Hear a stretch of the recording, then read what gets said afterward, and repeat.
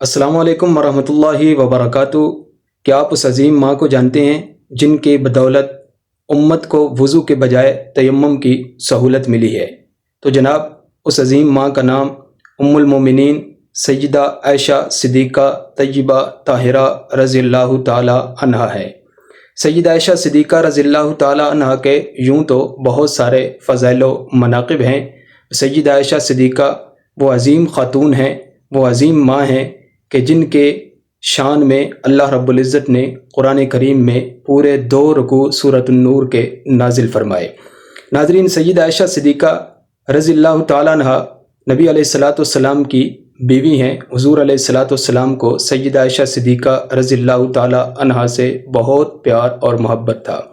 نبی کریم صلی اللہ علیہ وسلم جب بھی کسی جنگ میں جاتے تو اپنی بیویوں کے نام کا قرہ ڈالتے، جس کے نام کا قرہ نکل آتا اسے جنگ کے سفر میں ساتھ لے کر کے جایا کرتے تھے۔ سیدہ عائشہ صدیقہ رضی اللہ تعالی عنہا 2 جنگوں میں نبی علیہ الصلاۃ والسلام کے ساتھ تھیں، ایک غزوہ ذات الرقاع اور ایک غزوہ بنی مستلق۔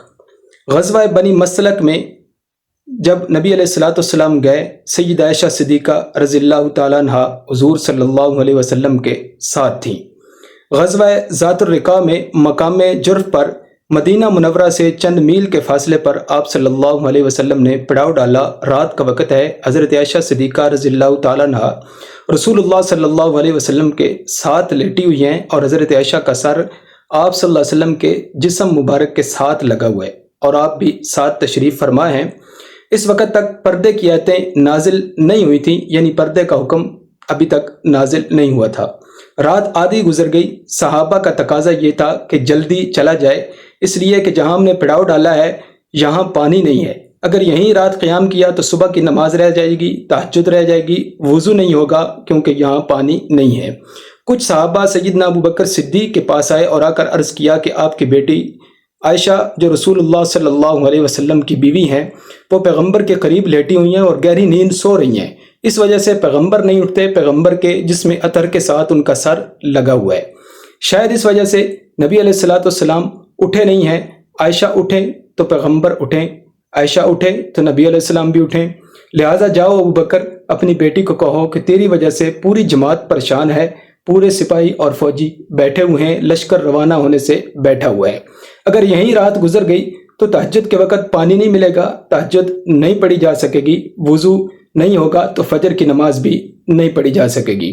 سیدنا ابو بکر صدیق رضی اللہ تعالی عنہ تشریف لائے، دیکھا کہ حضرت عائشہ لیٹی ہوئی ہیں۔ حضرت ابو بکر صدیق نے ان کی کمر پر اس طرح انگوٹھے سے چونکا لگایا اور حضرت عائشہ کو جب یہ انگوٹھا ابو بکر صدیق نے مارا اور مار کر کہا کہ عائشہ تو اٹھتی کیوں نہیں ہے، تیری وجہ سے سارا لشکر پریشان ہے۔ رسول اللہ صلی اللہ علیہ وسلم نے فرمایا، ابو بکر عائشہ کو تنگ کیوں کرتے ہو، اسے سونے کیوں نہیں دیتے؟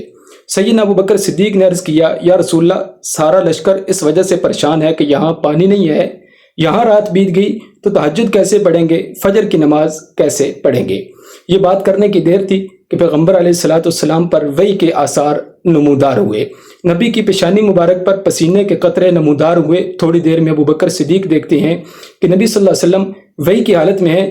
چند لمحوں بعد پیغمبر علیہ الصلاۃ والسلام نے فرمایا، اے ابو بکر کی اولاد، تجھے مبارک ہو، اس لیے کہ اللہ کی طرف سے جبریل امین یہ پیغام لے کر آئے ہیں، فَلَمْ تَجِدُوا مَاءً فَتَيَمَّمُوا صَعِيدًا طَيِّبًا فَامْسَحُوا بِوُجُوهِكُمْ، اے پیغمبر آج اعلان کر دو جہاں پانی نہ ہو وہاں تیمم کر لو۔